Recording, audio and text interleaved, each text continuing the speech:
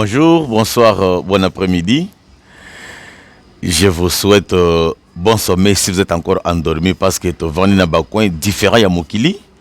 Et ça n'a pas le moment que nous parlons ici, Bango Bazana Nubutu, mais biso en Afrique, aussi comme déjà 10h30 vers 11h. C'est Jefferson Kabanga, le ministre des Affaires compliquées sur le plateau. Ça fait longtemps que presque semaine mobimba, tokotanité, tosololité, talaka penda, Afrique, Kinshasa, Congo, Makambobele. Aujourd'hui, je suis là et je vous souhaite les bons week-ends de Bisrenyonso, vos amis Yabanga Bandeko. Yanga Bandeko, le col Nauchuko Tombelabino, bon week-end. Je vais faire un peu le condensé Yamakambo et Bandaki depuis lundi, le samedi, parce que vous savez bien que notre pays est un pays à problème. C'est à chaque moment qu'il y a des nouvelles, c'est à chaque moment qu'il y a des problèmes, qu'il y a des tractations politiques, conflits armés, ainsi de suite. Nous allons vraiment décortiquer. Et sinon, aujourd'hui, nous avons une émission Gosto, donc émission Moko Mounene. Émission Mounene, nous allons parler de beaucoup de choses, principalement sur les plans sécuritaires à l'est du pays. Nous allons parler aussi sur la situation monétaire ici à Kinshasa et partout ailleurs dans la République démocratique du Congo. Nous allons parler aussi sur le plan socio-environnemental. Donc il y a beaucoup de choses vraiment que nous allons parler aujourd'hui. Alors, comme d'habitude, ceux qui osent vidéos, osent émissions, la première des choses, c'est liker. C'est ça l'unique soutien dont j'ai besoin auprès de vous. Bosungangai, soutenir émission en appuyant sur aimer ou aimer émission. Et après Kolanda émission nayo, au copie ça peut point de vue nayo, au copie ça peut yo commentaire. Après, il faut qu'on soit abonnement. Je ne sais pas pourquoi vous tardez. Chaque fois que Nazo Landa évolution, il y a une émission d'Engezo Lekela. Nazo Mona Batu Ebele ou Bazo Landangaï et Zaka ba auditeur circonstanciel. Donc Bato Bazo Zwangaï, il y a par hasard. Mais et l'eau qu'on les a empêchés, bino, beaucoup comment je vais dire, besoin abonnement nabino. Parce que en prenant l'abonnement, au raté à ta émission mon côté. Chaque fois qu'il y a une salle émission, tu bois qui en ligne, directement votre portable. À quoi ça là, il y aura un signe que non, émission est côtier en ligne. Et directement, tu seras la première personne à suivre l'information. Parce que nous avons un bâton sous-sous, il y a émission ici, les cas, il y a de cela une semaine, émission ici, les cas de cela 5 jours, émission ici, les cas de cela autant de jours, mais il y a Yekozwango avec retard. Alors, avantage, il y a Kozala abonné à la chaîne, et ça que une fois que tu vois qui émission en ligne, la notification directement, que ce soit votre téléphone portable, que ce soit votre ordinateur portable, à Zousal aussi, que non, Ndengezabouye, voix audible à bois qui émission. Et directement aux Hollanda. Qui est Hollanda avec retard. C'est pas bon. Parce que les informations, c'est du jour au jour. Comme je vous ai dit, nous sommes aujourd'hui samedi le 14 février 2026. Pour Nabaoyo Fetaka Saint-Valentin. Allô? Saint-Valentin, Bobeta rouge noir. Et que ça, les bino qui toquent ma cassi. Alors, pour Nebiso, tout ça, awa, pour tout partager. Alors, Bando Nangai, sans plus tarder, prendre beaucoup de temps dans la présentation d'introduction, je vous présente maintenant l'ossature. Il y a émission au Togobet Alelo, émission d'Abisso Alelo, comme je vous ai dit, qu'il y a émission Moko très gosto. Tokozala, na 5 points à débattre. Le premier point, Tozobet Alisolo, il y a un paiement. Il y a bas fonctionnaire, il y a l'État. Na bas agent, il y a l'État. En tout cas, ça ne va pas. Nous sommes déjà aujourd'hui les 14, comme je vous ai dit. Mais Batounan va foutamiter le mois de janvier. Maintenant, le mois de février, on va analyser et comment on appelle le Lengekani, expert, prévoir ma cambouane, mais parce que Mboka n'a pas flatterie. Le deuxième point, Tokobeta Lisolo, il y a soulèvement au sein de l'église catholique. Dans l'église catholique, toujours le soulèvement, il y a Makasi et Bandikuna. Nana a soulevé Batou pour Basalanini. Et qu'est-ce qui s'est passé? Tokobeta masolo kaka na émission Oyobo Kolanda Makamundenge ezoleka ici à Kinshasa. Troisième point Tokobeta lisolo ya affaire Mobondo. Tomona kindeko Eliezer azalaki na Kwilu. Donc espace Grand Bandundu akende kutana ba Mobondo basololi et puis bayena bango batie bango wapi et baso na bango nini et qu'est-ce qu'on a pris comme mesure de prudence pour que Mbalasima Kamoni ko kozonga te. Et puis, quatrième point, Tokobeta Lisolo, il y a affaire démolition. Le Lenge Kani Bazobuka Bandako Aona Kinshasa, Tokobeta Lisolo et PCP Kwak. Tomoni Penda, capitaine, il y a FRDC, Betani Makofi. Na ministre provincial, il y a environnement, monsieur Léon Moulumba. Makofi Penda et Betami. En tout cas, Mboko Penda, pardon. Ah, Kinshasa. Donc, Botama Congolais, Oyoka Penda et Lengi, Yakozala Liboma. Donc, c'est ici où il y a les Maboma. Au Comment le Penda Moutouala, cravate, tout ça, français. Mais un fou. C'est ici en RDC. Et puis, Tokosili Sanalikambu, il y a tribalisme, Oezobeta, quel est là, donc, je vais dire, Oezobeta, Oezobeta record, voilà. Oezobeta record, n'a pas fonction publique, n'a mis ça, il y a l'État. Tribalisme et battre un record au niveau moko, comme vous n'avez pas d'idée.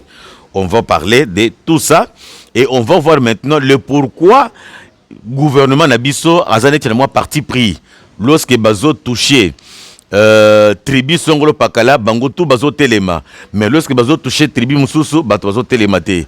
Pourquoi 2 poids 2 mesures? Nous allons toujours analyser tout ça ici. Alors, comme je vous ai dit que aujourd'hui, émission Lelo et la émission Moko trop gosto avec des révélations et avec des analyses très objectives, sans parti pris. Le Lingaka Kaboyebeli, voix audible des opprimés. Awa, Likamboya sentiment et zalate. Droiture. Le Lingue, chef de l'État, a kangé sa photo Moko Boye, a dit que non, droit au but, la droiture. C'est ce que nous voulons. Alors, je commence avec le problème de l'impayement des agents de l'État. En tout cas, moi, je ne sais pas comprendre Bande Konangai. Vraiment, je ne sais pas comprendre. Le salaire de quelqu'un, c'est son droit, et un droit inaliénable. Donc, indiscutable, réfutable. Dès que Moutoua Sali Moussala, to commis à la fin du mois, Bapesi Moutouana. Salaire wana nde mutu ko permettre ye akoka na ko futanda ko soka za locataire akoka na ko somba savon pour na ko sokolo pour azala propre na lieu ya musala akoka na ko somba chemise moko ya propre pour que tango ozala na bureau ba mona ke non on a affaire à un monsieur kaka salaire wana et permettre ye akoka pe na ko futa transport pour azala esika ya musala. Mais dans notre pays le salaire est commis lokola la manne qui va tomber du ciel. Donc il faut attendre. Donc, Namboka Nabiso, kozwa salaire, et comme le kola batubazo zela, la venue de Jésus, parce qu'on ne sait pas quand est-ce que Jésus viendra. Kosimba salaire non namaboko, et comme tu moi privilège. Donc, il faut un privilège pour Simba salaire. Pourquoi cela? Et je pose la question aux gestionnaires, bato bazo gérer mboka na minute oyo. Et principalement, je vais voir Madame la Première ministre, la chef du gouvernement. Maman Judith Souminoa, Toluka. Parce qu'il y a des moutouazos gérer le gouvernement au quotidien, il y a des moutouazos gérer Mboka au quotidien. Qu'est-ce qui fait que Batouba Koka n'a kozwa salaire? Vous imaginez maintenant, nous sommes déjà aujourd'hui le 14 février. Le mois de janvier est déjà terminé. C'était un mois à 31 jours. Plus maintenant les 14 jours du mois de février, ça fait 45 jours. Jusque-là, Batona Basimbi salaire. Nan ba touché Kanyaka na bangote. Siko dans des conditions pareilles. Figurez-vous, la vie, il y a ba fonction de l'État, na ba famille na bango, na mabota na bango. Bisika ba na bango batanga ba kelasi. Quelle est la situation qui est réservée ou bien le traitement qui est réservé à leurs enfants? C'est-à-dire que bazo bengana bana na bango na classe pamba et makambunyon soana tombe na mutu ya papa. Et maintenant un papa surchargé comme ça, bailleur azotia makelele ya futandaku, bana na kelasi bazo bengana bango, nzala pe na ndaku ezali et le transport l'attend chaque jour, il faut être na musala pour akoko na kosala. Siko muto bongo bayeli cop. Il y a corruption. Comment mutu wana ko désister? Comment mutu wana ko résister devant cette tentative ou cette tentation? C'est très compliqué. Pourquoi vous mettez les fonctionnaires de l'État dans des situations difficiles alors que vous, toujours là, vous avez créé des structures, vous avez créé des services, lutte contre la corruption. Mais comment c'est fait que quelqu'un peut résister devant la corruption aussi longtemps que dans une situation très compliquée?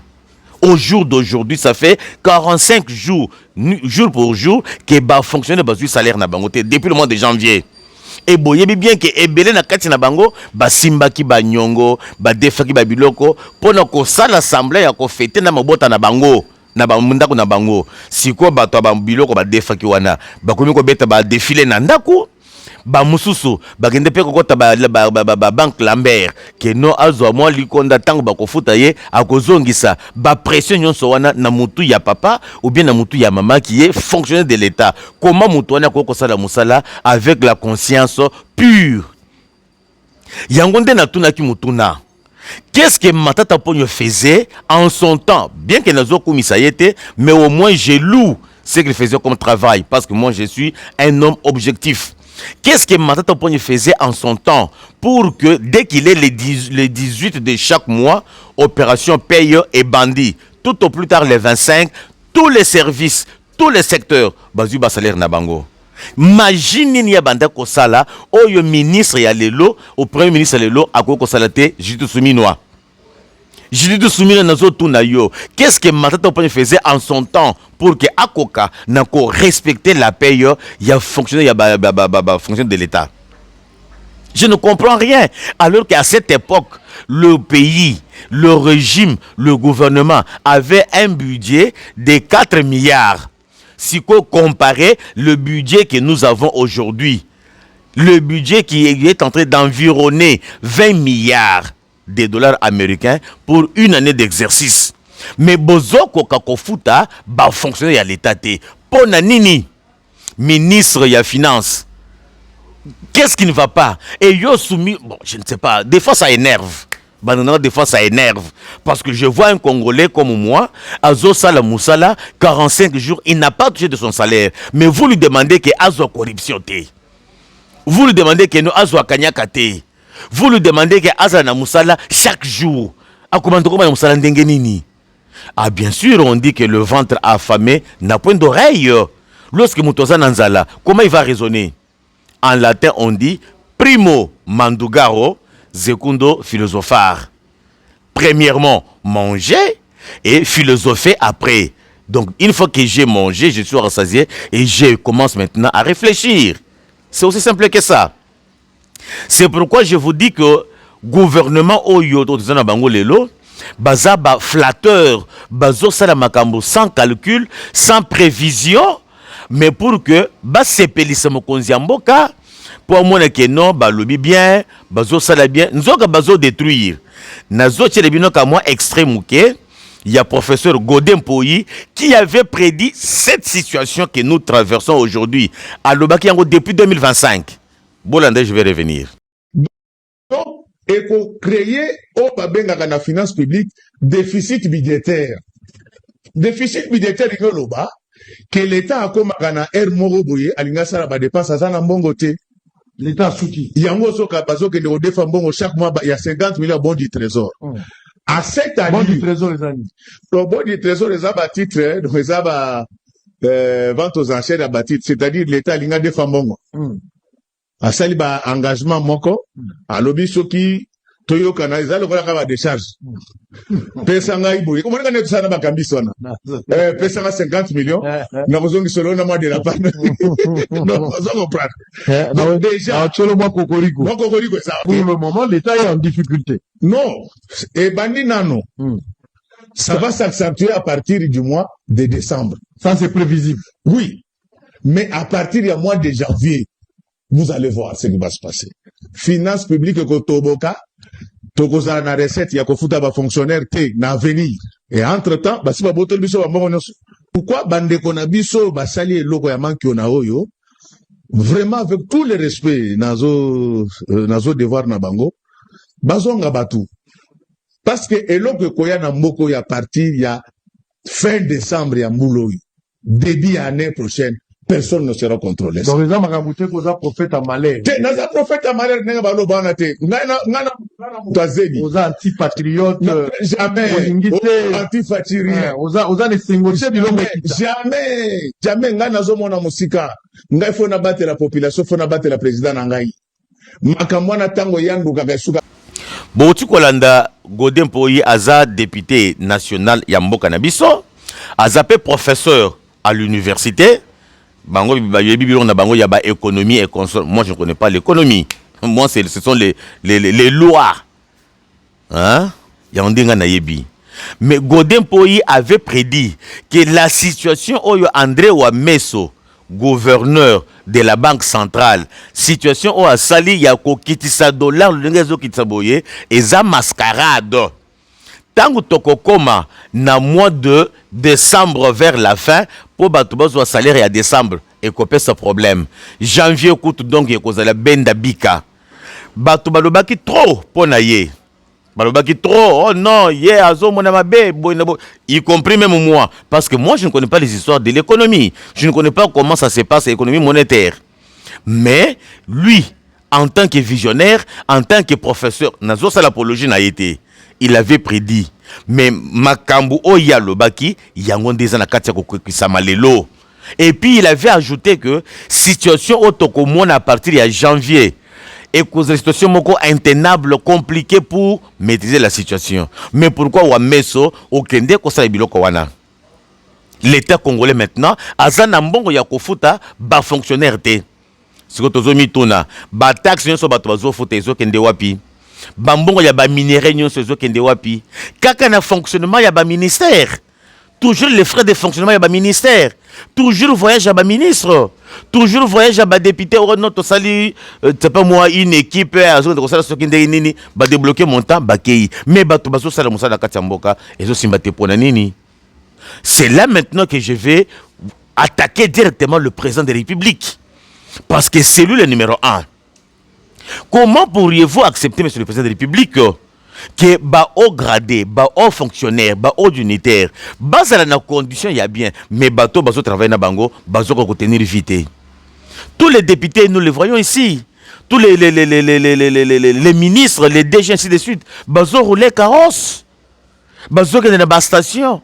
Après si kaka réservoir ba tche plein na mutu na na jupe na ye azo tam le lenga lingi bazo créer ba mission ya le lenga na le lenga bazo voyager aux frais de l'état mais ba agent ou bazo tenir administration bazo fotamate pour monsieur le président de la République ou alors vous êtes complice.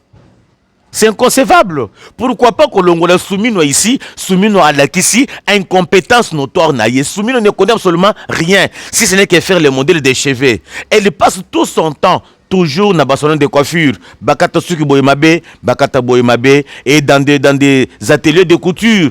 Batongé les jupes ya Boyemabe, Bassale camisole ya Boyemabe, Bassale, c'est pas moi. Donc elle prend tout son temps, rien que pour la coiffure et les maisons de couture. Elle ne connaît absolument rien comment diriger un gouvernement. Ah bien sûr, on a dit que diriger, c'est prévoir. Donc comme elle n'est pas à mesure de prévoir toutes les situations, c'est qu'elle est incompétente. Makambo Oyo, André Ouamesso Asali, Yakokitsa brusquement les dollars. Et le Kwana Ezaki, d'abord présenté et pas Premier ministre. Premier ministre Yepé a présenté, donc Andimi Yango a étudié dans le cabinet, dans le bureau, dans le service, a trouvé que non, c'est bon, le plan que Ouamé soit donné. Et on a amené ça aussi même dans le conseil des ministres, pour traiter Yango. Voilà maintenant les conséquences. C'est que, monsieur le président de la République, vous êtes complice. Bon, ça là qui mascarade. Bon, ça là qui mascarade. Maintenant, la situation devient compliquée et vous ne savez pas les maîtriser. Alors, si vous n'êtes pas à la hauteur, démissionnez. Démissionnez. Qui est un super Congolais de plus qu'un autre? Qui ba onde ba to bakole bifutek, ba mususu bali amatembele, ba mususu bali lo so bulai, ba lambi lo benda lo so ba chena mafuta mbile sili bana bale balaleli. Tongo etani fo ba kende. Et régime des autres tambole pas na ba facture na ye. N'en parlons même pas. Pourquoi ça? Pourquoi ça? Qu'est-ce que les fonctionnaires de l'État ont fait dans ce pays ici pour pas mériter ce genre de traitement? Donc, Bango Baza moins congolais que Bino. Et ça passe mingi. Ça fait mal au cœur Je ne suis pas fonctionnaire de l'État, mais je me mets dans leur peau. Je sens ce qu'eux aussi ressentent chez eux. Ça fait mal. Et si moi je suis à la place d'un fonctionnaire, en toi, bah fonctionnaire de PS Bino conseil à ma BT, mais si c'était moi, n'a corruption. Côté s'il faut côté pour appeler moyen qu'on vivre dans du botanangaï. Parce que c'est inconcevable. C'est inconcevable. La lutte contre la corruption est aussi le lengkani aussi longtemps que Bato c'est 45 jours bazo futamate. Et chose grave bandiko nangai.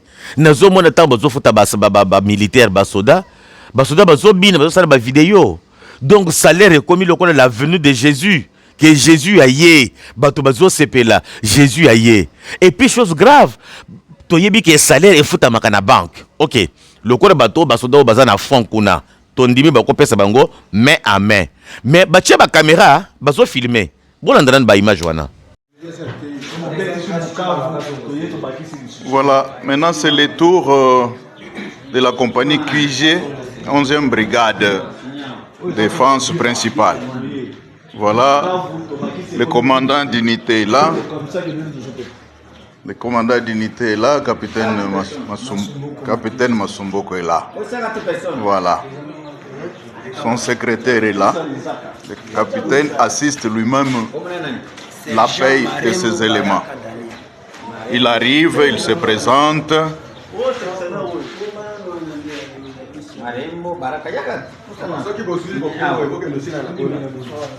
Mr. Zelana.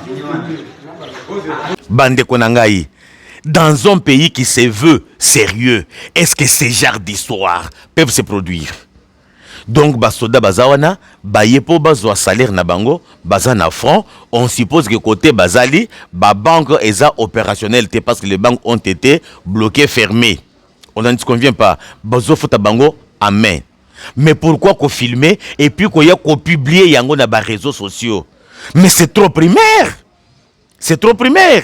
Ministre vice-premier ministre, ministre de la Défense et sécurité, monsieur Guy Gabombo, moi j'invite. Et monsieur le vice-ministre ou bien ministre délégué Ndeko Eliezer Tamboué. Pourquoi tolérer cette histoire? Il faut sanctionner. Ça rabaisse. Ça rabaisse. Est-ce que vraiment c'est normal? Bon, on a le droit de Sodam si on a Zobina. Botala Yenan. 1, 2, 3, 4, 5, 6. Hey, Mouantombolo.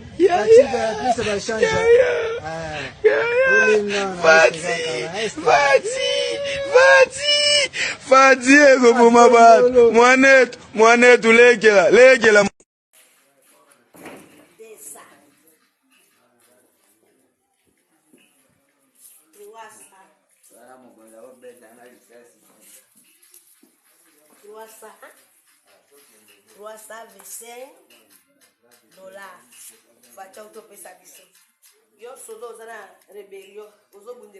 Est-ce que c'est concevable? Binomoko, est-ce que c'est concevable? Bon, moi, moi, si on a Azumbongo Azo Tandanase, $400 avec quelques billets de francs congolais. C'est trop réduisant. Trop réduisant. Trop réduisant. Pourquoi accepter ce genre d'histoire? Ah non, Fatih, tu m'as déçu parce que je ne savais pas que des telles histoires peuvent se passer. Oui, quelque part, tu es fort. Sur le plan diplomatique, tu es fort. Mais sur le plan gestion Yamboka, ici, n'a pays, zéro. Hein, son excellence, monsieur Félix Tshisekedi-Tshilombo, tu es zéro par rapport à la gestion interne. Mais par rapport à la gestion externe, tu es comme ça. La personne est bisou. Mais Nakati Yamboka, tu es zéro, tu mérites zéro, d'ailleurs même moins 5. Au lieu de te donner 0, moi je te donne moins 5. Parce que Makambo a mis soit sali. Makambo a été débattu dans le conseil de ministres que Yomoko dirigeait. Et cette proposition a été donnée par ta fouteuse de premier ministre ici, qui ne connaît rien, incompétente de rien du tout, qui passe tout son temps seulement dans les salons de coiffure et dans les maisons de couture. Vous avez accepté, voilà maintenant les retombées. Et ça passe mingi. Et ça passe si. Un militaire devant son salaire commence à danser et on filme. Nambo kanine se salama bilo kwa boye. Sony. Il y a un de qui mon colonel que non.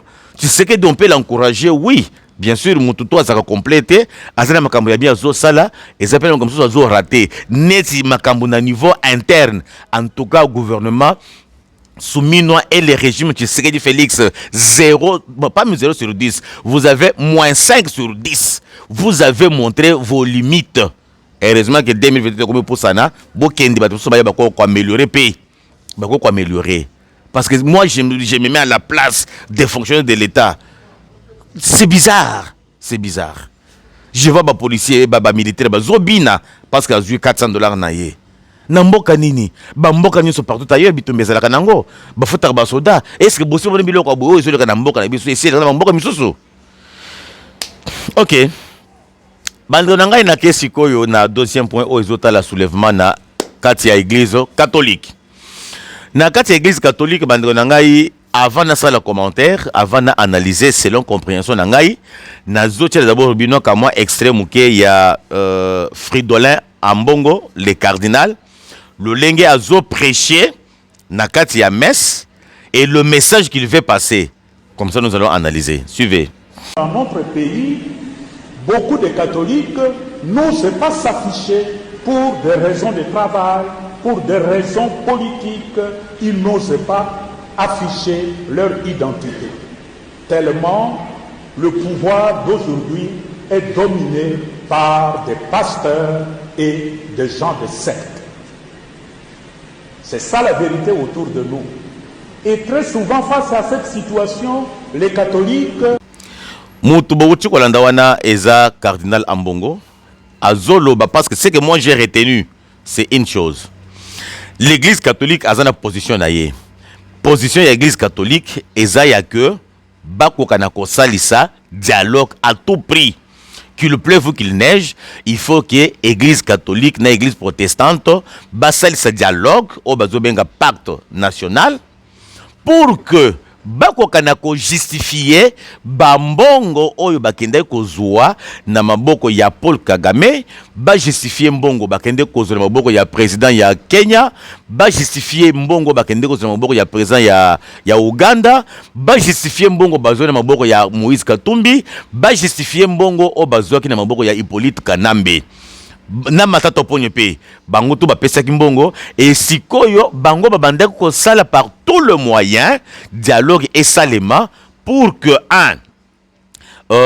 Rwanda azwa gain de cause na kati ya dialogue gain de cause ya Rwanda ko sala nini bakosala brassage mixage. Rwanda a causé toujours na même mise na musala au Félix Auti ko sala ya ko déboulonner quand bien même na no silisi musala wanate, mais il y a beaucoup d'histoires maintenant qui échappent au Rwanda. Rwanda mise toujours à ce que à déverser toujours ba Rwandais bazala awebele bakota na ba service na biso ya sécurité bakota na armée bakota pe na administration. La même chose avec Ouganda, la même chose avec Kenya, bangonde bato bazo appuyer Rwanda. C'est pourquoi ba pesa kimbongo. Hippolyte Kanambe a pesa kimbongo parce que yé azo tenir par tout prix bako kanako akité ye ba blanchir ye na peine de mort ou justice congolaise a sambisa ki ye ba condamné ye. Alors, azo sala par tout le monde qui dialogue et salema parce que tant que vous avez un dialogue et le roi liboso va couper sa condition que non makamunyo soit justice to longola yango. Matata Ponyo la même chose. Moïse Katumbi la même chose. Mais du fait que Batouana Senuko na SCC bazwa kimbongo bami kaboleli bakomi ko peser de tout leur poids sur la balance pour que dialogue et salema et lorsque dialogue est salema le kolo bazo bengango dialogue national inclusif batutu na ba o babomi bazala nakati na ba o babomite bazala nakati. Alors tant que bazala messa et le liboso bakosi ça ezande wana. D'ailleurs, avant de renchérir, caricature, on a prévoir pour Nabino Yangwana. Suivez. Monsieur Matata, vous voulez le dialogue, mais pourquoi vous refusez de condamner le Rwanda? Qu'est-ce que vous perdez si vous le faites? Parce que nous comptons sur le Rwanda pour renverser Félix, nous sommes incapables de mobiliser le peuple pour de marches des contestations. Pourquoi vous demandez avec insistance le dialogue national inclusif? Qu'est-ce que ce dialogue va vous apporter?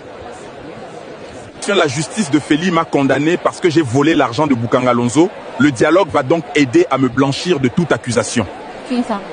Pourquoi voulez-vous qu'un dialogue national inclusif soit organisé alors que vous aviez dit que votre intention était d'avancer jusqu'à Kinshasa? Parce qu'arriver à Kinshasa à ce stade est un rêve. Le dialogue va m'aider à me blanchir de tous mes crimes contre le peuple. Ainsi, je serai libre. Non seulement ça, mais aussi c'est une opportunité pour nous de nous partager les postes. Félix ne peut pas continuer à gérer seul le pays. Monsieur Kabila, pourquoi êtes-vous d'accord pour le dialogue national inclusif? Qu'est-ce que ce dialogue va réellement vous apporter? Ce dialogue va nous aider à précipiter le départ de Félix et aussi à faire annuler ma condamnation. Ainsi, je pourrai rentrer au pays. Le dialogue n'a jamais aidé à résoudre des causes profondes. C'est plutôt un terrain d'arrangement politique qui n'a rien à voir avec le peuple. La caricature wana ezoloba nyonso mutu mutu azoloba position naie. Maintenant, mon cardinal Ambongo a commis pour instrumentaliser les catholiques. Donc il veut créer une insurrection populaire dans la église. Azolo bana ba catholique que naïbi kendenge bozabo ebele bo commis ko bombe position na bino. Position zolo bana za position nini eza position ya Senko. Parce que na kati na bino ezana ba mususu bazo sala bozo boyo ko s'afficher de sorte que boko zo ba problème na misala na bino, mais il faut qu'on s'afficher, il faut qu'on mila ki sa bola ki sa position na bino, bola ki sa ba couleur na bino. C'est que azo tindika ba catholique pour ba se révolter, azo tindika na ba fidèle catholique ba ko kana côté les mela gouvernement congolais. Bako na côté les mela président de la République, son excellence Félix Antoine Tshisekedi Tshilombo, qui refuse le dialogue. Parce que Tshisekedi dans ses dires, à l'objet que dialogue, oui, nandimi, mais dialogue est kosala meka na mboka na biso. Dialogue na kosala kaka na ba oyo baza maboko pembe, oyo baza na makila na maboko na bangote. Alors parce que bateau baza na maboko na makila, ezande bateau ba ambongo bazo défendre, maintenant ambongo il veut pousser ba croyants catholiques, ba fidèles catholiques, ba kokasiko na ko se soulever pour battre les présidents du public. Son excellence Félix Tshisekedi Antoine Tshisekedi Tshilombo. Papa nous autres nayo.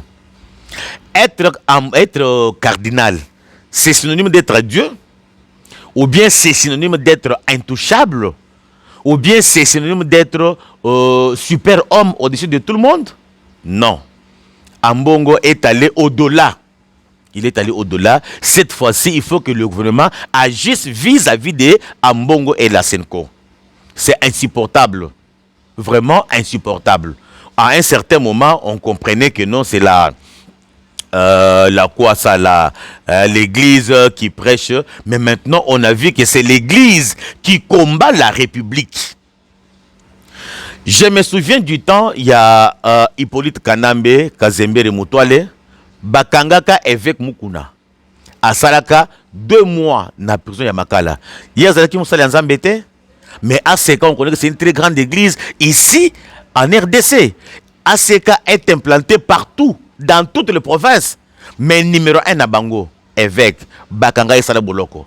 Et qu'est-ce que cela avait fait? Ça avait changé quoi? Alors pourquoi pas arrêter aussi Ambongo? Pourquoi pas arrêter aussi Cholé? Bato Bazabi Longi Bangoubou. So Botaka Longi ya Ambongo. Le Ngubu. Botele Longi ya Cholé. Le Ngubu. Mais pourquoi? Donc Bakouli ba super homme. Non. Ou alors vous êtes faible devant l'église catholique. Comme ça, vous avez Bokonzi, vous pensez que diriger. Mobutu avait dit en son temps, quand il faisait l'interview à Lobaki Boye, même Jésus était formel. À César, ce qui est à César, à Dieu, ce qui est à Dieu. Mais comment aujourd'hui, on commence à prendre les histoires de Dieu, on met dans les Césars, et de César, on met dans le Dieu. Et le gouvernement regarde. Bon, je ne sais pas. Mais si ça dépendait de moi, Bato Bilongi, le Kola Bangoubou Oyo, Ambongo Nana Cholé, 6 mois, j'étais président, ou j'étais même premier ministre. Bon, je ne sais pas, je ne sais pas. Voilà maintenant que Ambongo commence à préparer un mouvement insurrectionnel dans la église.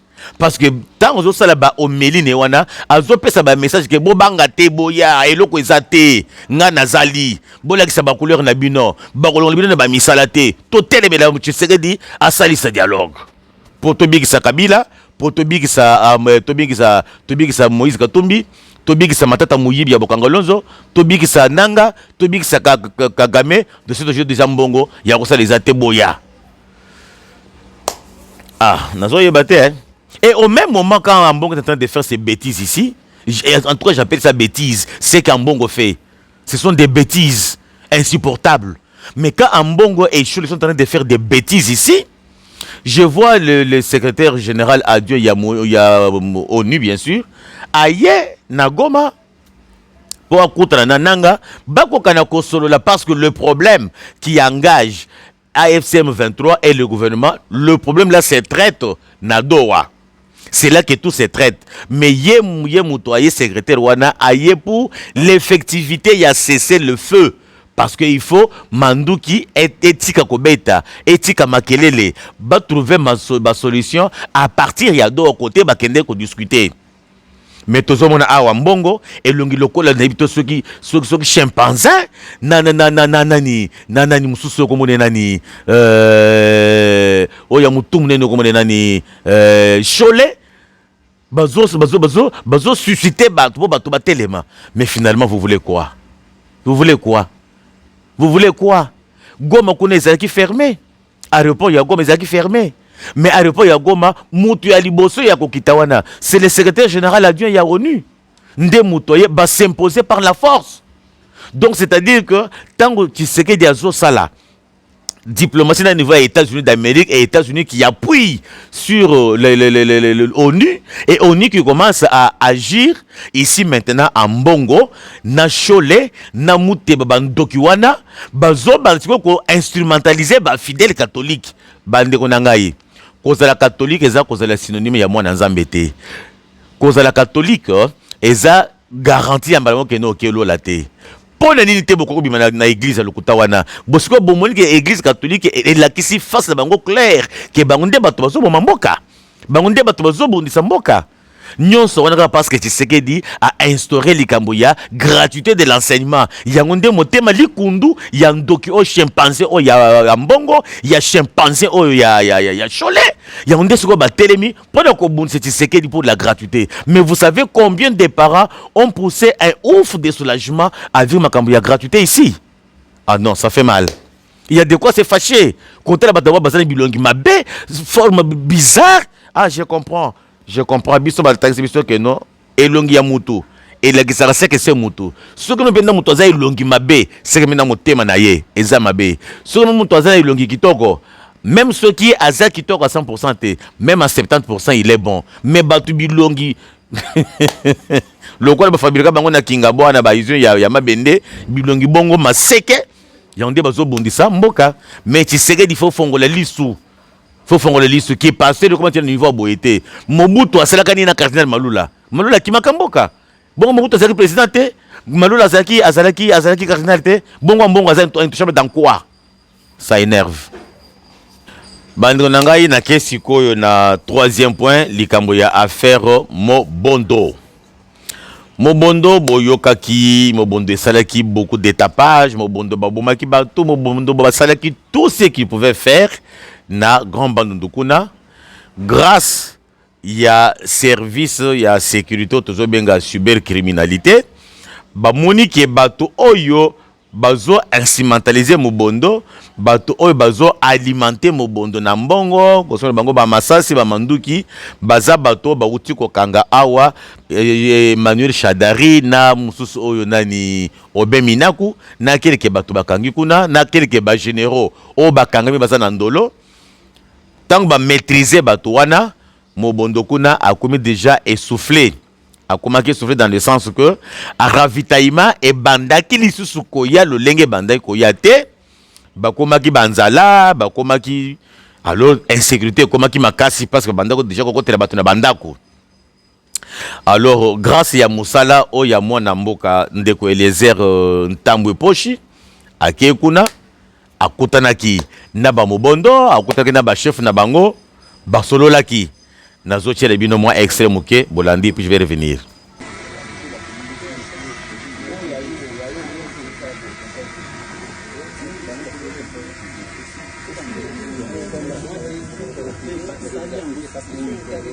Va refaire. Allez, Simon, va refaire. Va refaire comme ça, pour corriger en haut une fois.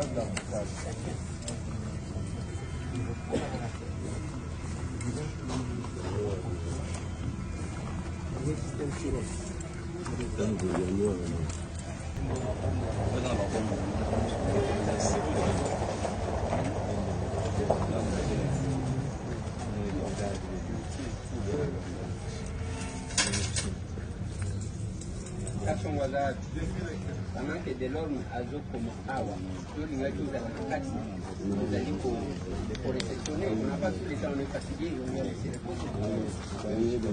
ofongoli depo kwa batie molongo d'accord soda moko akoti na depo mpona koplace baplace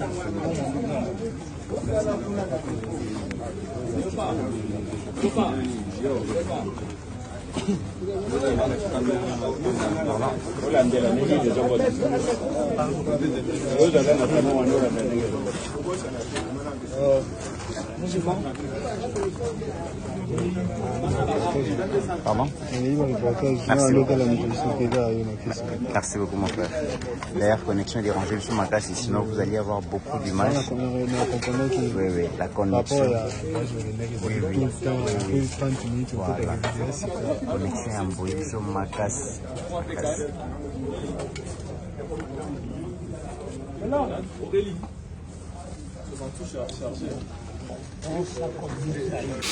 kaka ndenge bokuchukwana na bilili wana bomoni ndeko Eliezer aza wana na bakonzi ya mibondo baye badepose manduki na bango bapesi manduki balobi ke biso totiki kimobondo totiki koboma bandeko na biso bakongolais totiki kosala désordre nyonso tobanda kosala. En tout cas, merci beaucoup. Na musala malamu on ndeko Eliezer andimi kosala et puis atiaki pe vie na ye en risque, en danger. Parce que batona bakokaki à tout moment ko baluka wana ko balukele masasi bando ko beta mana ba soda na bango et puis bato bako kufa. Mais au nom de l'amour ndeko Eliezer andimi alubi ke non nazo kende avec tout risque possible ya vie na ye. En tout cas, mes félicitations à toi ndeko Eliezer mona ko lopango. Osali musala malamu tomoni ndenge bapesi ezopesa moi courage. Mais seulement ne vous limitez pas là-bas. Continuez toujours avec des sensibilisations parce que au moni lorsque bato bayaka komi pesa bayaka bango nyonso te bamsusu batika laka babombaka ba mindungi na bango na bandako babombaka boye parce que toyebi origine ya mobondo oyo ezalaki ba éleveur rwandais o bayaka na bangombe ngombe ozana ba maseke milai ya pembe bayaka na bangombe ebele awa na bandundu bato na bakuta au Rwanda baleka esta nyonso ti baye kokoma awa to banda komi tuna me bangombe oyo na Rwanda kuna matiti zate o bakokolia et puis banzela nyonso baleki leki ti bakoma awa na bandundu matiti zate kuna te baye kolisa kaka na bandundu et c'est déjà quelque chose de calculé et tango bayaka na bangombe wana place babomelaka bangombe wana to yebite place basalela boucherie to yebite place bacha ferme na bango et yebanité mais ça situation depuis 2006 non 2008 9 2008 9 comme ça situation wana mais lelo bomondo yoko bima c'est que bato wana bayaka soki bambororo wana soki banani wana bayaka babala na bana na biso basala mabala. Mais bazaki ba militaire rwandais au Hippolyte Kanambe akende kozwa avec une mission ya ko déstabiliser Kinshasa au cas où akolongo na bokonzi parce que abandonné déjà conseil biloko wana en prévision il y a 2011 c'était même avant élection de 2011 comme je vous ai dit que ba nyangala katana ba kota na ba 2008 9 ba yakana bangombe na bango ba toana au jour d'aujourd'hui nana yebi place bazali baza wapi na bangombe na bango baza wapi bateka bangombe nyonso ata mutu moko te ayebi te ndeko Eliezer meka kolanda likambo wana parce que koyaka ya bato wana et après quelque temps makambo ya mobondo eye kobanda lorsque Hippolyte Kanambe akei C'est-à-dire que bangunde bato bazalaki en tête ya mouvement wana. Ceux qui vont interroger en profondeur les grands mibondo wana bakotangela bino masolo wana. Alors, est-ce que banyanga la kata wana pe baye ko se rendre ou bien bango bakimi bakena bazonga bamboka na bango? Reste toujours à vérifier, mais c'est aussi un grand travail qu'il faut faire. Kosoka kawana te parce que c'est très compliqué. En situation, il y a sécurité en mboka na biso et comme à niveau moko que donc balinga qui va déstabiliser mboka d'une manière générale. Donc insécurité générale, na bande de insécurité, à l'est insécurité, na Kasaï insécurité, du côté Katanga insécurité, c'est ce qu'on pouvait faire pour paralyser les institutions. Mais Dieu merci parce que Dieu est congolais. Nzambe na biso Nzambe abatu mwindu les noirs, Dieu noir des Congolais. Nous sommes les noirs hein. Les dieux noirs des Congolais là, c'est lui qui nous a sauvés de justesse dans cette situation d'insécurité et de conflits armés. Alors, ce que nous avons mis tout mais bateau en tant que bozu bango boye na bango awa na Kinshasa pour beaucoup de bango na armée pour former bango. Est-ce que boza sûr na moral oyo batouane ba pesaka bango? Est-ce que boza sûr na moral oyo obe minaku na shadari babanda ko pesa batouana? Vous risquez maintenant de faire le brassage indirectement sans se rendre compte. Bandonanga il suivait d'abord une petite vidéo. Parce que Mubondo ba mi pesi ba pesa mandu na bango ba longi grand bande de baye boiti baza a na Kinshasa na nsele na palais présidentiel ya Mobutu résidence ya Mobutu ya nsele wana nde place ba che batone ba vandi wana bolanda nan. Aussitôt de retour à Kinshasa, après un bref séjour dans la province du Congo, le ministre délégué à la Défense nationale a effectué une visite éclair dans le domaine de l'Antsele, où sont logés provisoirement les jeunes volontaires issus du Grand Bandundu, prêts à intégrer les forces armées pour défendre la patrie. Cette descente a permis au ministre délégué de s'imprégner des conditions dans lesquelles ces jeunes, autrefois instrumentalisés dans le conflit opposant les Tiki et Yaka, sont internés sous la supervision des éléments de l'armée. Ce lieu historique n'est pas le fruit du hasard. C'est notamment pour faciliter la tâche aux responsables de l'armée de procéder à un bon recrutement. Plusieurs autres services dans l'équipe médicale a été mis à contribution pour une bonne organisation de travail. Très conscient de ses attributions bien spécifiées aux côtés du VPM de la Défense, Eliezer Ntambwe a toutefois, devant les officiers de l'armée chargés pour ce recrutement, exprimé son souci de vouloir accélérer le dit processus. Bien après avoir reçu toutes ces explications, le ministre délégué à la Défense nationale a tenu un discours rassurant vis-à-vis de ces jeunes. Nous avons à disposition pour la prise en charge de Nabino. Ba oyo bakosala bakomona ke baza ba désordonné et que bazokoka na musala soda te bakozwa bango te toyokani. Alors mutu nyonso il faut azala na comportement malamu alakisa ke ye aza prêt mpona kosalela ekolo boye te. Oposa na biso eza ya ke bobima basoda ya makasi ya ke banguna na biso Une prochaine descente du ministre délégué est prévue dans le jour qui suit. Outre l'intégration dans l'armée, faut-il signaler qu'un programme de réinsertion sociale est prévu. Dans l'entretemps, le ministre délégué a réitéré sa détermination à poursuivre la mission de démobilisation et désarmement de miliciens conformément aux orientations données par le chef de l'État, Félix-Antoine Tshisekedi Tshilombo, et par la première ministre Judith Suminwa Tuluka. Ndenge bozomona bato wana bandeko na ngai baza awa na Kinshasa ba mobondo wana baza awa na Kinshasa baza na nsele na palais présidentiel ya ce school CCC ko gubendo wazabanga place Mobutu banda ko vanda na nsele nde place batie bato wana. OK, baza soki combien batangi mon nombre na bangote.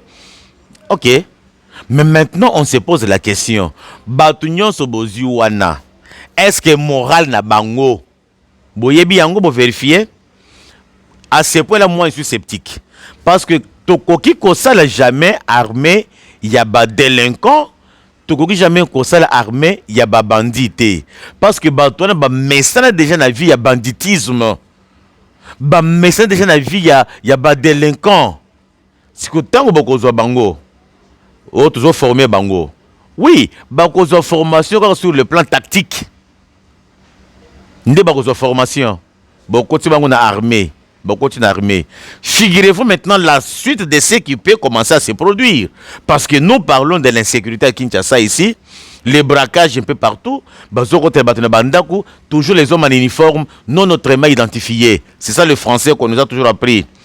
Les hommes non autrement identifiés. Les hommes en uniforme non autrement identifiés. Maintenant, tant que vous avez un esprit à Zamba, il y a un peu si vous avez officialisé bango, vous pesi bango manduki, vous pesi bango ce qu'on a tenue militaire. Qu'est-ce que ces gens-là peuvent maintenant faire de la population? Ça c'est un. De deux, est-ce que Nakatia Batouana, vous vérifiez que bango tout bazaba congolais, bambororo, bazana kati na bango wanate, puisque ba Rwandais bazaka makasi, ya ko changer ba identité na bango. Ba changer ba kombo facilement. Exemple Hippolyte Kanambe ici. A changé comme mi commissaire Joseph Kabila Kabange. Mais alors son vrai nom c'est Hippolyte Kanambe Mutuale Kazembere. Moi n'est pas Adrien Kazembere. Alors, et quoi c'est là que Bamborodo va changer peu ba kombo kuna puisque ba yaka na bana na bango, ba yaka na basi na bango, bana bango bakoli na mouvement wana ba changer ba kombo comme ba to bandundu. Et vous voyez maintenant ce que ça peut faire. C'est aussi une manière que Bakogi ko infiltrer biso. Donc de ce côté-là, il faut être très rigoureux et alors très rigoureux. Ndeko Eliezer parce que bato basana moboko na yo nde mutoki ko zo bango na Grand Bandundu. Oyele bango na Kinshasa, ke baye ko koma keno mobondo ye ko bima na Kinshasa sur place. Parce que bando ko par quel moyen bako ta Kinshasa, tam so bando ko zo résistance. Il y a FRDC na biso bando ko empêcher bango. Mais du fait maintenant que ba se retrouver à Kinshasa encelé ici, c'est fort possible hein. Bo pesika bango manduki boyeke no bazu formation militaire bo pesika bango puisque bako fa bango na kibomango kuna quand izawana ba former bango ici ba pesika bango manduki pas babaluki moto bandi. Ça sera maintenant comment? Ah oui hein, prévoir et diriger c'est prévoir. Il faut pas faire des histoires comme Soumino qui ne prévoit rien, comme Soumino abruti. Premier ministre Lukuta tangi classe Lukuta atteint classe Lukuta ya malongate ko le français za ko ba musalate. Français c'est une langue. Tozomona maintenant conséquence ya makambo basala ki na André wa Meso. Conséquence yango yeyo. Yande pe tozoboya ki oyena bango bien na idée ya bien mais ne s'enchape pas aussi que agenda caché na bango. Ah, mieux faut prévenir que guérir hein. Alors, bandonanga inake sikoyo na lisolo ya démolition à Kinshasa. Il y a à manger et à boire. Avant kutu na banda lisolo ya démolition et paka duma, nazo pesa bino d'abord ka moi extrait ya makambu uti kolega kana kata semaine oyo entre un capitaine ya FRDC et ministre provincial Léon Moulumba à l'environnement. Suivez et puis je vais revenir. Sans toutefois qu'on notifie biso pour le mandat. Dans ma part, nous avons des contrats, des documents, tout est à bonne et due forme. Botika n'a jamais ni qu'on identifie documentaire. Raison to argument moko obo ko buki la biso totika li komona yangote. Eza lo pango nga somba ki ngolo pe na maboko ya mutu na ba documents de droit nyonso. C'est tout comme les documents de droit. Mais pour qu'il bosso bobuki, sous ba jugement bobuki, bosso bobuki. Vous allez nous faire souffrir jusqu'à où? Nga soda na mamu kena nga bunda na bitumba o. Yona no bundi bitumba. Tomo masasi na zoto nanga. Okuta nga lokula na expliquer au excellence. Okuka yo tinga koteni. Des choses là qui a kobuka 100 mètres kuna. Je suis loin de 100 mètres. Loin de 100 mètres. Mais les loyo, oui kobuka si biloko nanga obedisi ya nyonso. Pour quelle cause?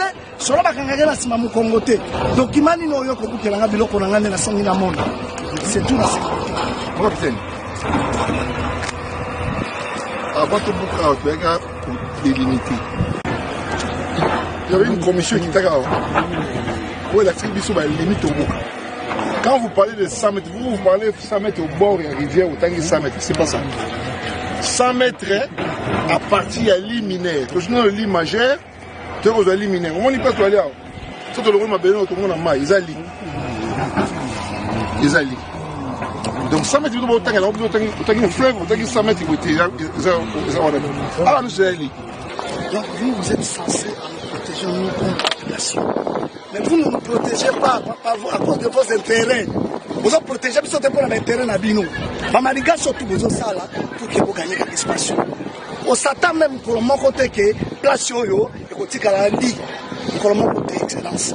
Place yo est-ce que le général Cap a tellement belé que non longola est-ce que un Bemba tellement belé que non longola tolongwa après yoko kende ndemo solo la kila bato ya simakuna landanga na lobana non nous sommes censés à la caméra d'accord. Ok, d'accord. Tout le monde a les mais ah, la caméra. Excellent. Ah, ma fait ça qui est bon, 13 000 $. Mais pas avec vous bango 13 000 $.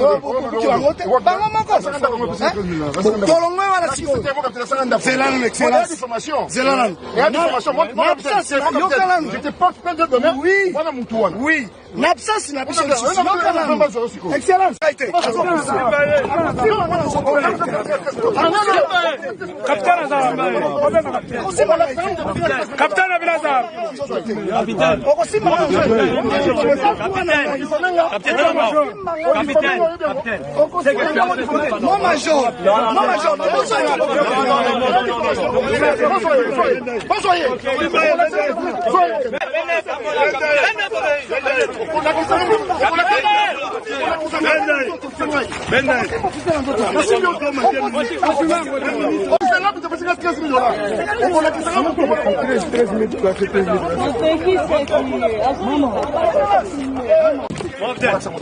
La confirmé. On confirme. C'est bien. On n'a pas d'information.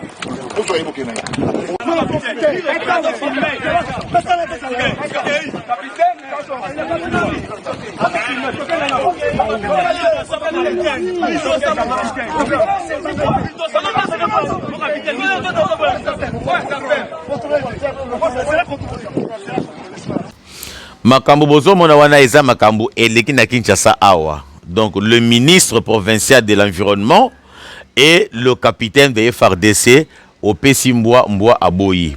Pona nini Opesi Mbwa Aboyi bandeko na ngai? Capitaine, selon ses dires, a sombaki lopango na ye na maboko ya mutu. C'est-à-dire, le kola ba chef coutumier ba aventurier, o bazote kama belé lo lenge balingi, ba tekeli batu basombi, tango ba ye babuki, ba ke ba sali ba manœuvre, ba reprendre ba misala na ba pango na bango, mutu ya maye la timbeli ya monike place pena ya pour là ça problème. Na ko jamais ko bomba lopango o malamu na teka yango. Na récupérer mbongo na ngai. Nde mutu wana tekeli capitaine pe asombi na maboko ya mutu. Mais ezalaki ba place où il ne fallait pas kotonga. Baye babukeli bango pour la première fois, ou déjà capitaine assez asombi déjà na ngonga na première fois, baye babuku deuxième fois et semblerait-il que Batu mususu parce que mboka na biso na corruption mais bino ba considérer batu bozocha ba fonctionnaire de l'état na condition que bazo corruption parce que capitaine on a zo dénoncé à lobby que ezana batu mususu kala na site wana basangisi bambongo à peu près $15 000 ba pesi na ministre ya environnement pour que akende kobuke la bango banda côté déjà la corruption et la corruption là est due à quoi? À l'impayement. Parce que ceux qui ont fait bien, à quoi que ça le biloko wana te po acha musala na ye en danger comme ça, il ne pouvait jamais faire ça. Voilà ce qu'on ebimi na pour ça, capitaine déjà ba tang mususu bayaki komo na ye et pas batu wana que non papa au moni poto sauver mapango awa to bimisa moi cheke to kangisa to kende komo ministre de l'environnement yepe nantango na ye akende komo na ministre provincial comme ça dossier wana ekolala. Tant que capitaine a boyaki ke ngana za na mbongo te mais ba o basangisaki ba kei ba moni ministre tant que siko ayena caterpillar na epo buka abuzo boko siko ba mapango ya bato o ba pesaki mbongo te mais ba o ba pesaki mbongo ba buka ki bandako na bango te nde eloko pied ministre kanda wana ale ba bebani jusqu'à tel point que le ministre a ordonné bakanga capitaine bakinde na ye. Bokanga eloko wana parce que nakoya kosala synthèse à la fin nakanga sibino so misato. Nazo chele bino vidéo ya mibale. Ya site mususu na kati ya aéroport. Ah. Bolandi comme ça je vais revenir. Bozolanda bato wana bazosala ba réclamation ya mapango na bango. Mapango wana wapi na kati ya aéroport. Puis aéroport international ya Njili eza na terrain munene, espace munene et eza site moko très stratégique qu'il faut vraiment ezala na sécurité ya makasi. Bato bako kozala ndinga wana te. Botraka ndenge mboka na biso eza na difficulté, tozana insécurité. Mais ba ennemi bakoki koya ko se camoufler na kati ya population bakozala ndinga ya aéroport. L'un des 4 matins comme ça pour boyaka ya aéroport ekweyi. Mais ce aéroport ekweyi, président ko kimela wapi? Ba ministre bako kimela wapi? Donc directement Kinshasa sera asphyxié. Je prends un exemple. Le Kola Basalaka à 2 reprises na aéroport ya Njili. La première fois président Banda Koya na Boutou, courant ekei. Mais si était arrivé que banguna bazalaka déjà ndinga ya mapango ba congolais bazo somba tina enceinte ya site ya aéroport, mais on va atteindre l'aéroport facilement parce que quoi zaka kabane na bango que non tant que courant pan dans 20 minutes déjà boza na kati aéroport bakokota il fallait déjà baza la pembeni. Mais comment se fait-il que l'État congolais est impuissant jusqu'à tel point que les chefs coutumiers, les aventuriers de Baoumbo et de Bateke ici, bazoteka tina kati ya aéroport. Ah non, Mboko isa modèle nini. Ces aventuriers de chefs coutumiers ici, ils créent des problèmes nuit et jour. Pour les nini ko kanga bango te ko beta bango fimbu. Ou bien ko yibisa bango que non, ici dans la capitale, pas question de chefferie. Terrain à mon côté et ko revenir na ba chef coutumier ba tek na ndenge balingi, non. Donc tout ce qui constitue la ville-province de Kinshasa. Chef coutumier Tamorota Fongo le Monokonaye. Qui chef coutumier Zalaka Kokuna. Makambo etali mabele bino bokotate.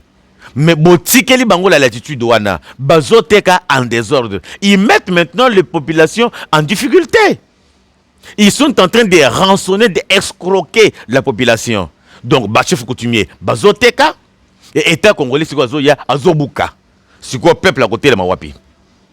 Botal c'est quoi batouana bazo réclamer qui mabele na biso to sombaka na maboko ba chef coutumier baye batekela biso ba tant ba ko bokela biso pour la première fois to kenda ko sala ba démarche ba besoin que ça biso ba droit na biso ta baye ko boko pour la deuxième fois et même bino pe ba congolais ah nzambalo la mboka oyo te pour être congolais vraiment faut avoir des nerfs solides. Ceux qui ont un nerf solide te au ne jamais congolais te puisqu'on craquer. Tu vas craquer. Et surtout vivre ici, à Kinshasa. Non, tu vas craquer. Comment Moutoko Zoua courage au Kende Kosomba na kati ya concession ya RVA. Il y a aéroport Yandjili. Site très stratégique comme celui-là. Parce que Baoumou ba Yelibino, ou bien parce que Bateke ba Yelibino, ou bien ceux qui ba Nounou ba Yelibino, ba village à Mipanzi wana. Les aventures ils viennent vous escroquer, vous prenez l'argent, vous donnez et vous commencez à faire des problèmes. Même quand vous allez acheter là, vous ne voyez pas que les endroits que vous achetez ne sont pas des endroits appropriés. Moi je propose, bon, avant d'abord de proposer, je continue d'abord. Je continue. Nazur de Sikoyo na démolition, il n'y a pas qu'à Djouma. Suivez.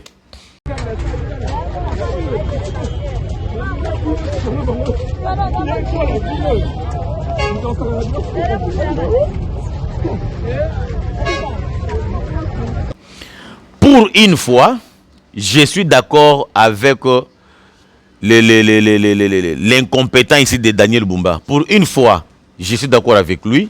Il a pris au moins une mesure draconienne, mais pour trouver une solution durable. Parce que quartier Yapaka du Mawana et Komaka, quartier général, il y a ba bandits, il y a ba gangster, il y a ba Siandumba. Donc c'était devenu un quartier invivable. Ceux qui ont un niveau ya Baramoto, pour battre Kinshasa bien, niveau ya Baramoto, Libongo, ainsi de suite. Insécurité comme Makasi Mouibe, comme Maki Makasi. Bande ko na biso ebele bande ko uta nzela mai bazo uta Équateur Mambenga bazo nzela mai. bazoya avec l'idée ya basi ya koya kosala kindumba ya mibale ya koya kosala kimuyibi et siko ba délinquant ba miyibi ba gangster ba bande siko ko vendre le milieu wana. En tout cas, pour une fois, M. Daniel Bumba, je suis d'accord avec toi. Et je te félicite pour ça. Des fois, il faut prendre des mesures pareilles. Hein. C'est pour donner un salut.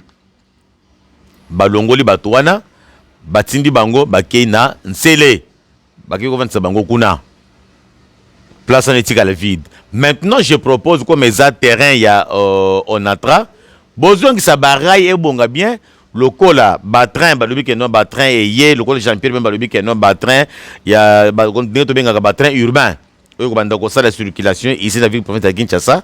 Ba bandako le kelawana comme ça, ils n'auront pas encore le temps ya ko vendre bisika wana. Et pour maintenant sécuriser l'endroit là, il faut qu'on tient même poste ya la police.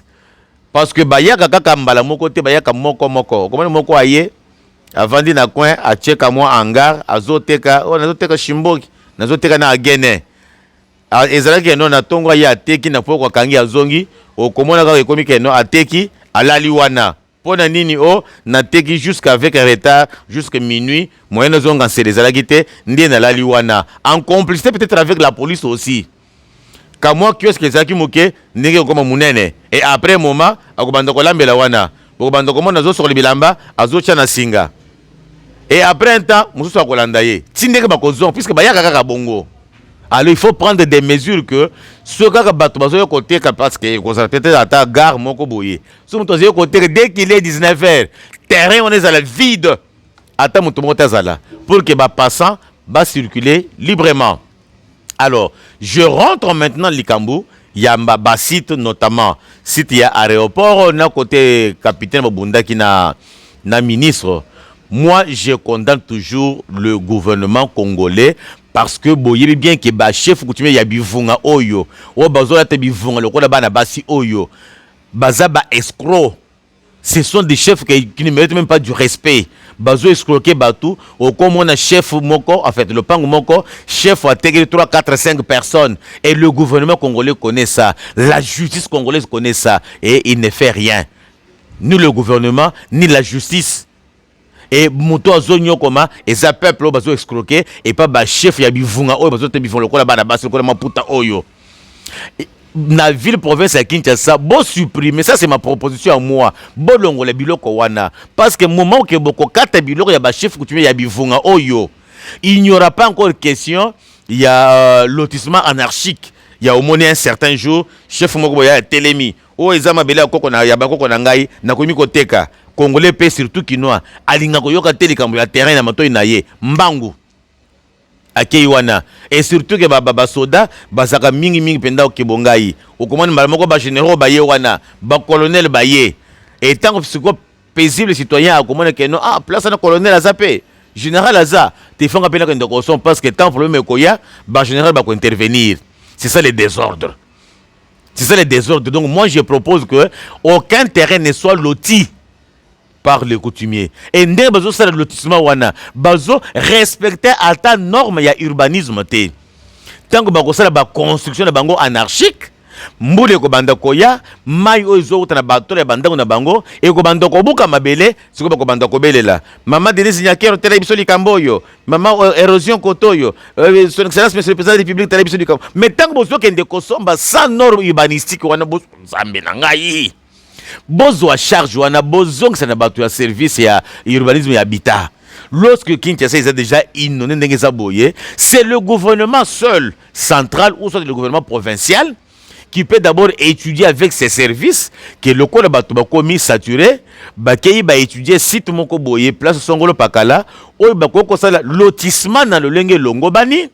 Basali ba kroki cadastral na bango bakati mapango donc ville province yemoko azoteka donc mairie yemoko azoteka peut-être avec l'approbation du gouvernement central comme ça bateki batu baki kosomba pour éviter qu'à la longue oh non ezaki place ya Onatra oh non ezaki place ya RVA oh non ezaki place ya ba catholique oh non ezaki place ya Buena Boye. Pour éviter ça bobenda ba chef coutumier ya bivunga oyo bobenda bango matoi ata chef moko te ate quand même portion de terre ceux qui a meki bozuye bo bete fimbu na bivunga bienda bivunga bimutuka kuma fimbu ya mvundaka tole ba majiba kuma fimbu mikol. Et comme ça va servir des leçons aux autres de ne pas faire de mêmes bêtises. Donc il n'y a que l'État seul qui peut faire les lotissements, il n'y a que l'État seul qui peut octroyer des terrains au peuple congolais. Maintenant chez nous, tout est vaille que vaille. Voilà maintenant les conséquences. Tokomi comme on a ministre en fonction et le capitaine en tenue militaire Makofi. Atabino Moko.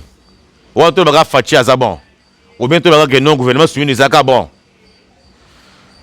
Bande ngai nazaka motema mukuse ya bolimbisanga penda alors ce qu'on a kena point na biso ya suka ya tribalisme na niveau ya fonction publique. Nazo tele bin d'abord ka moi extrait bozolanda secrétaire général na inspection générale du travail atomboki atomboki linini nga na yebité bolanda d'abord comme ça na bete bino lisolo. Et j'ai pris la ferme décision de reprendre mes fonctions aujourd'hui. Et ceux qui sont venus du Katanga, ils ont que 48 heures de rentrer chez eux. Je vous remercie.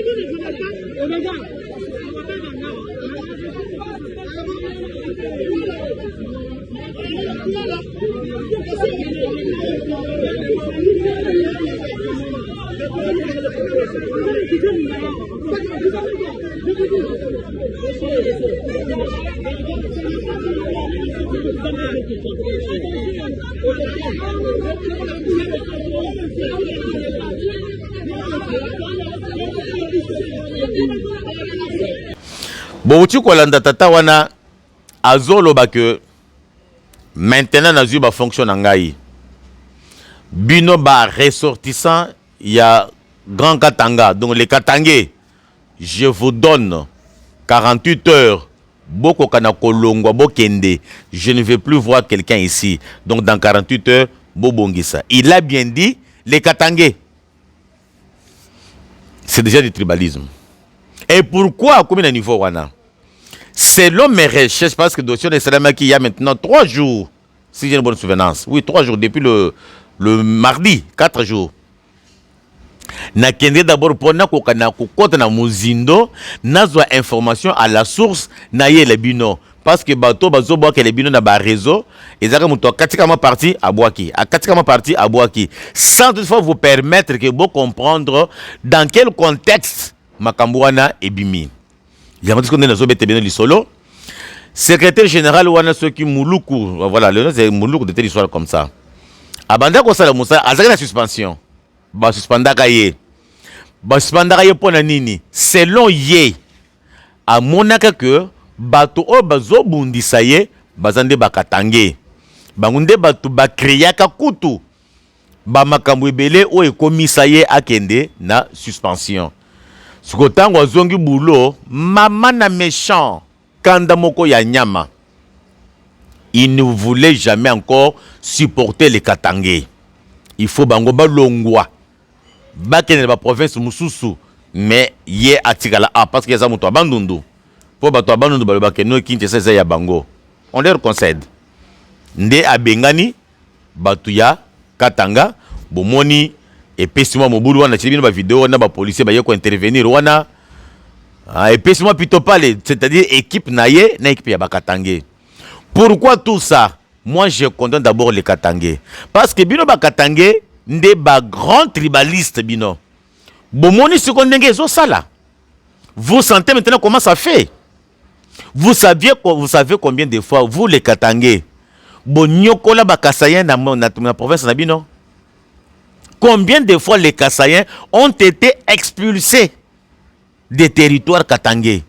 Et combien de fois on a toujours tué même. D'ailleurs, bien. Babomi binotin. Vous avez 48 heures bino. Babomi binotin. Mais makambo ça bakassaïen kuna. boyeba te ke esalaka pasi boyebaka te ke esalaka pasi na mitema tala sikoyo boye awa na Kinshasa bosala misala bato pe ya bandu bakomi kobengana bino nde bato bolakisi tribalisme bino bakatange. Si tu pars à l'est, il y a est qu'on a, je vais prendre Kisangani, Maniema, Grand Kivu, ainsi de suite. Ils sont courtois avec tout le monde. Ceux qui ont vivre sans discrimination. Mais qui est Katanga. Bon, ils sont des sala. Vous sentez comment ça fait? Et vous avez un système avec ceux qui ont na musala. Okobanda ko luka kaka bakatange lokole banda ko cheke bango banda ko tsabango obanda ko pesa bango ba poste mais bato ya ba région mususu okobanda ko casser bango obanda ko bango ba problème. Voilà maintenant les conséquences. Voilà les conséquences. Bilonde boza mabe bino bakatange. Je ne dis pas les Swahili, mais moi je parle des Katangé. Boza mabe. Est-ce que bossi boyoka makambo bino bosala kakuna et salemi na Bukavu? Bosi yoka makambo salemi na Goma, bosi yoka na Kisangani, bosi yoka na Kindu, mais pour nous toujours chez bino. Bosa bato mabe. Donc bino nde ba super congolais, mais chose grave encore. Je vois maintenant le gouvernement congolais qui vient intervenir. Qui vient intervenir? Quand tu viens intervenir, on cherche maintenant, il y a Bakanga, secrétaire général, Malmoko a sauté à Balusi Maloba. Bon, d'abord. Ça, c'est une mise au point de l'inspecteur général du travail, Jean-Paul Ngoma de la République démocratique du Congo. Loin de comprendre dans les réseaux sociaux qu'il y a une vidéo virale nous traitant de tribalistes, la précision est la suivante. Dans les Grands Katanga, il y a des inspecteurs d'origine du Grand Bandundu, du Grand Équateur, du Congo central. Mais, de la même manière, il y a une partie des inspecteurs du travail qui sont venus du Katanga pour l'administration centrale sans commission d'affectation. C'est la raison pour laquelle j'avais demandé sur le plan administratif que ceux qui étaient affectés dans les Grands Katanga puissent regagner leur lieu d'affectation avant de régulariser leur position administrative. Je vous remercie. Bon, tu connais le secrétaire général, on a balusi maloba comme le bakeno, dans le bakina contexte, il y a que ezana bakatangé, mususu ba utaki katanga, baye awa, mais bazana ba affectation té. Bazana ba affectation ya misalate, yangonde basali bongo. Non, papa ozoko ça. Tu trompes. Tu as la haine contre les Katangais parce que bazo combattre na place à Moussala. Bien sûr, naïbi que sentiment il y a tribalisme mais il ne fallait pas tenir ce genre de discours en public. Puisque Bakatangé tant babundi sakabatu, ceux qui ont un terrain na bango kuna nde basala en public. Ntanda yeto atupende bakasa imwende kwenu hivi na hivi. Ndenge basala kawana avec baba kingo kumwanza. To monaka yango. Mais le gouvernement congolais est de l'autre côté. Mais juste pour une poignée de personnes au bazar dans le secrétariat général, il y a l'inspection générale, il y a le travail, tel que le gouvernement a alerté. Le secrétaire général Yohana a eu problème, a eu mandat de comparution. A eu de comparaître à Yebisabatu, comment se fait-il que Akoyo sert à Bakatangé Balongo Bakende, dans quelle qualité. Mais lorsque le gouvernement Bozala Kawapi, lorsque le gouvernement Bozala Kawapi, lorsque basalaka ba discours de haine kuna na Katanga bozalaka wapi justice ozalaka wapi deux poids deux mesures c'est que bakasayen baza moins congolais que bakatangé c'est-à-dire que bakasayen baza ba sous-hommes que les Katangais donc les Katangais sont des super hommes et peuvent tout faire on ne va pas les interpeller on ne va rien bouger on ne va rien dire. Mais lorsque les autres agissent, voilà maintenant comment vous êtes mobilisés comme un seul homme pour défendre la cause des Katangais. Mais ce sont-elles le premier tribaliste? Ce sont-elles le premier troubadour? Pourquoi deux poids, deux mesures? Pourquoi deux poids, deux mesures? Il fallait qu'on tire le secrétaire wana asape bango bongo bayoka ndenge bakasa bayokaka na Katanga kuna. T'as mobilisé comme un seul homme. Mandat de comparution malamoko, c'est-à-dire qu'il ne comparaître. Et c'est donc Moussa n'est aussi là. Parce que beaucoup de gens qui ont un mouvement d'insurrection, un tribalisme, un népotisme. Donc il va perdre le boulot. il va perdre le boulot. Et il va perdre le boulot sans difficulté. Mais Kingo Koumanza, gouverneur en son temps, Azobima, en meeting populaire, Azobenga Bakasen Keno, Bazaba Biloulou, Bobenga Bango Bende Kwabo, Babebe Manyumba, Babawaïga Paray, Bende Naiko Kasai. Vous aviez suivi le monsieur ici, c'est qui en copie, Chibanda. Il racontait l'histoire combien les Kassai ont souffert. Il n'y avait pas de réaction. Hein? Mais aujourd'hui, on voit juste un simple secrétaire général qui a dit que non, vous les Katangais qui sont ici, na bureau Nangaya, na secrétaire général, allez, 48 heures, besoin de pas bino. Tandis que Congo Mobimba mobilisé comme un seul homme. Donc les Katangais sont des super hommes. Ils sont au-dessus de tous les Congolais. Mes très chers frères et sœurs congolaises et congolais, je suis arrivé à la fin de mon émission d'aujourd'hui. Allez, tout le monde est dans le lobby, Inch'Allah.